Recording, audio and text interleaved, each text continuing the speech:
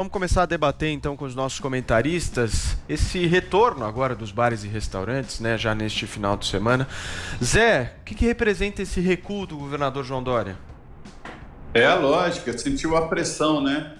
Olha só, esse setor está sendo muito prejudicado. Ao lado ali do setor de entretenimento, o setor de bares é o maior.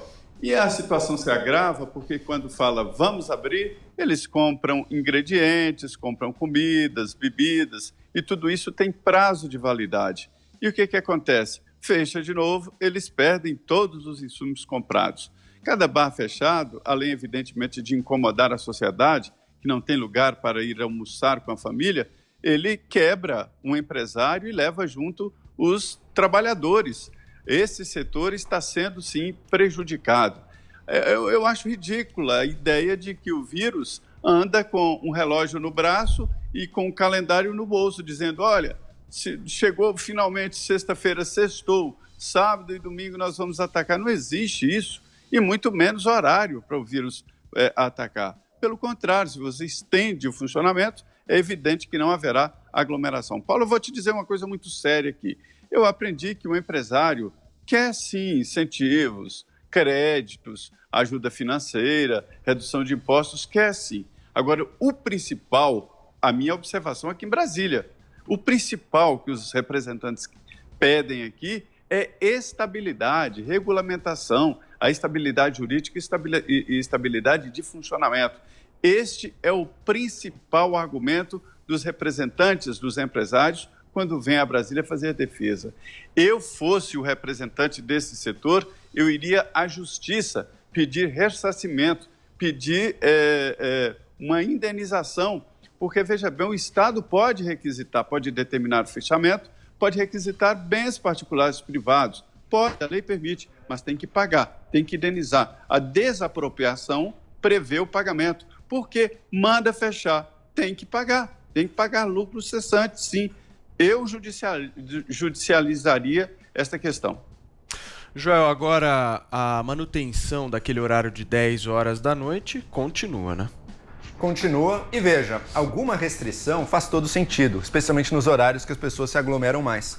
O que não dá é você dar um golpe de morte em todo o setor, proibindo abrir fim de semana, sem ressarcimento. Eu estou com o Zé Maria nessa. Na medida em que você mandou um lugar fechar, você tem que dar algum tipo de compensação financeira para tornar aquilo possível. Assim como para os indivíduos, para as pessoas, você tinha a renda emergencial, você tinha aquele acordo do funcionário que não ia trabalhar, mas recebia uma parte do auxílio-desemprego que concerne a ele. Você também tem que ter para os estabelecimentos proibidos de abrir ou restringidos na sua abertura uma compensação. Agora, e por fim, tem medidas que permitem a abertura de estabelecimentos comerciais com risco reduzido. É importante bater nessa tecla. A gente sabe que o coronavírus não se propaga tão bem a céu aberto, ao ar livre. Portanto, usar as calçadas e as vagas de estacionamento na rua, na frente dos restaurantes, como lugar de mesa. Isso já está sendo feito em diversas cidades. É inexplicável que São Paulo não tenha permitido, não tenha implementado isso até agora. É uma medida que vai ajudar restaurantes, não vai trazer pioras no Covid e vai permitir que as pessoas vão para os restaurantes, comam, se divirtam um pouco sem aumento do risco. Então, são medidas aí simples que estão esperando para ser tomadas, enquanto nessa briga que não leva a nada. Você vai voltar a fechar os restaurantes agora no fim de semana? Isso é um golpe de morte para o setor. Eu conheço vários empreendedores, donos de restaurantes, os que estão mais na linha de frente até dos protestos. Muitas vezes são pequenos, tem um restaurante, tem algumas casas, não são as grandes redes do setor. Estão lutando para sobreviver, precisam lutar para sobreviver, não são negacionistas, eu conversei com vários, não é que negam a existência de Covid, não é que negam que existem sim medidas que a gente tem que tomar para restringir, não, aceitam tudo isso, mas dizem, é possível abrir com segurança e outra, na medida que não puderem abrir, tem que ter algum tipo de compensação. Ô Joel, mas você defende essa restrição nos horários de maior aglomeração, mas se a regra for que nesses horários de aglomeração, então depois das 10 horas, o estabelecimento precisa ainda fazer a restrição, a limitação de capacidade, ou até mesmo reduzir um pouco, reduz ainda mais. eles não poderiam continuar abertos? Com certeza, com certeza. Você pode pensar em outros jeitos também. Eu acho que o que está por trás da lei, nesse horário a gente não vai fiscalizar muito bem, vai ter muitas pessoas naturalmente se aglomeram porque elas já beberam mais, nesse horário já estão um pouco mais soltas aí, seria difícil implementar. Mas na medida em que é possível implementar, sim, seria desejável fazer isso. Bota as restrições bem claras, diz quais são as regras, confia, checa, fiscaliza, confia que os outros vão seguir e permite, porque daí você permite que a vida continue com alguma normalidade. É o que os restaurantes querem. E se não for, se for para restringir, que pelo menos compense. Porque uma coisa que o Zé Maria falou que é importante, que é o seguinte, se você tem ali 5 horas para você ir até um determinado local, todas as pessoas vão nesse período. Se você estende, claro, isso vai se espalhando. Você pode espalhar. Não, então, mas eu acho que para restaurante, por exemplo, eu acho que isso funciona para o comércio. Eu acho que, de fato, se você só tem ali, 2 horas para fazer mercado, claramente vai aglomerar.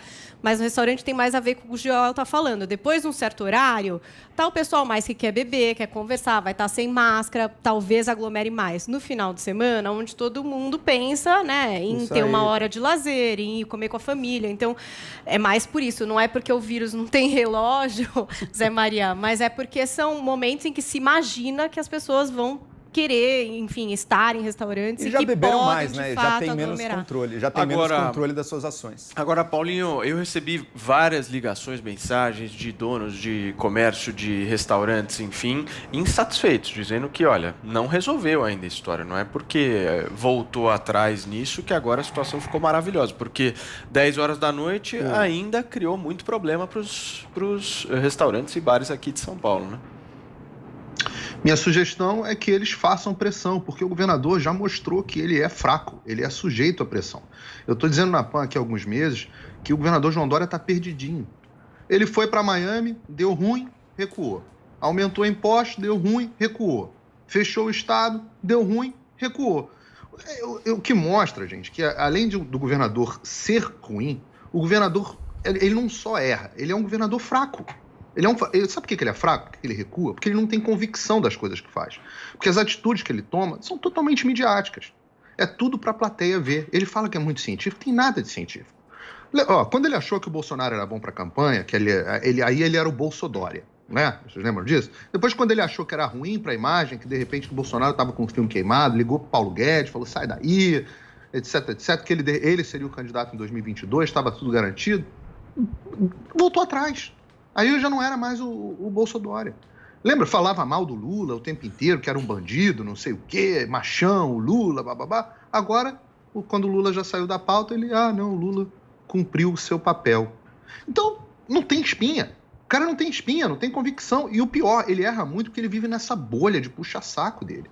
Em vez de ouvir as críticas, quando fazem críticas contundentes a ele resolve dar um piti. Então, agora, ele anunciou algumas medidas para tentar... a população fez pressão, e é o que a população tem que fazer. Não só no Dória, qualquer governante. Se o seu governante não está atendendo às suas expectativas, faça pressão. Agora, o que ficou claro, isso a população de São Paulo deve perceber, é que este governador, por ele ser fraco, ele é extremamente sujeito à pressão. Então as pessoas devem sim fazer pressão, estão insatisfeitas, esse negócio das 10 horas é um absurdo. Façam mais pressão, não aceitem aumento de impostos, não aceitem essas medidas de restrição, já foi. Joel estava dizendo, não, chega depois das 10 horas, a gente não consegue fiscalizar muito bem. Se vira, poder público, se vire. Vocês tiveram mais do que tempo para se adaptar, foram 10, 11 meses para vocês se adaptarem. Agora, meu amigão, você não vai fechar os negócios e permitir que as empresas quebrem, e não dá para desquebrar depois. Porque, eu não consigo fiscalizar corretamente, não dá tempo, eu tô com medo da aglomeração, não sei o quê, as pessoas, pode ser que elas bebam mais, pode ser que bebam, pode ser que não bebam. Você não pode punir o dono do bar, que talvez queira, assim como o João estava dizendo, aí vários amigos dele que não são negacionistas, eu acho que a maioria das pessoas não são negacionistas, apesar do governador achar que todo mundo que discorda dessas políticas restritivas é negacionista, essa tática de ficar chamando de nomezinho, né? As pessoas não são negacionistas, elas só percebem, que essas medidas não funcionam, como o Zé Maria falou, o vírus não anda com relógio.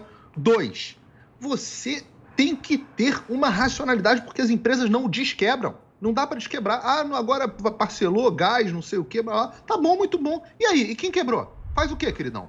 É importante também ressaltar, Paulo, também é importante ressaltar que as medidas de distanciamento no estado de São Paulo comprovadamente tiveram efeito, né? Lembra que no início da pandemia estava uma curva ascendente bastante perigosa, lotou hospitais, teve alguns meses de distanciamento, de isolamento com regras bastante duras, depois começou a flexibilizar e os números caíram mesmo. Qual que era o argumento de muita gente aqui? Tá vendo? É a nossa imunidade de rebanho. A gente já passou a pandemia, as restrições não fizeram nada, foi só a imunidade de rebanho que está trabalhando. Depois acabou total, as pessoas começaram a aglomerar forte de novo, especialmente mais para o fim do ano, subiu tudo de novo, não tinha imunidade de rebanho nenhuma, foi de fato as restrições. É preciso pensar aí sim quais são cientificamente restrições que tem. Restrições. O que mais mudou, Paulo? Qual foi a outra explicação que você me dá? O mundo inteiro, é óbvio. Aqui não teve restrição. Mas o mundo, a maior parte dos países aplicou restrições e reduziu, né, Paulo? Até Estados americanos. Por exemplo, o uso de máscara. O uso de máscara teve um papel aí. A redução de festas. Veja Portugal, que teve poucos casos, depois teve um monte de festas fim de ano. Teve um monte de festas de fim de ano, explodiu os casos com uma coisa fora de qualquer controle. Enfim, restrições funcionam, mas elas têm que ser feitas com racionalidade, seguindo a ciência e usando aquelas que causam o mínimo possível de dano desnecessário à economia e à vida das pessoas. Paulo, para fechar, por favor. Falso. Você não tem como... tá comprovado. Quem disse que está comprovado? Você tem um monte de lugares que não fizeram restrição. E o vírus teve exatamente o mesmo comportamento. Vários. Como é que está em Santa Catarina, sem restrição? O vírus aumentou pra caramba? Não. Muita gente se restringiu em Santa Catarina, Paulo. Foda. Agora o governador levantou um monte. Rio de Janeiro. Rio de Janeiro teve restrição, depois não teve restrição. Agora o prefeito atual resolveu tirar as restrições, que acha que são irracionais, e não teve explosão de vírus. Se tem uma coisa que está... Isso sim está comprovado. A correlação entre as restrições e o comportamento do vírus é muito baixa. Muito baixo. Isso sim tem comprovação científica. Foi coincidência. Teve restrição e baixou os casos, acabou e voltou. Vamos girar o assunto aqui no programa, porque a gente tem muita pauta hoje. Sem restrição que voltou. E esse é um tema que a gente quase não fala aqui, né? Não. Isolamento social. Falta discutir isolamento social, né? Eu não me lembro da gente ter discutido isso. Mas enfim.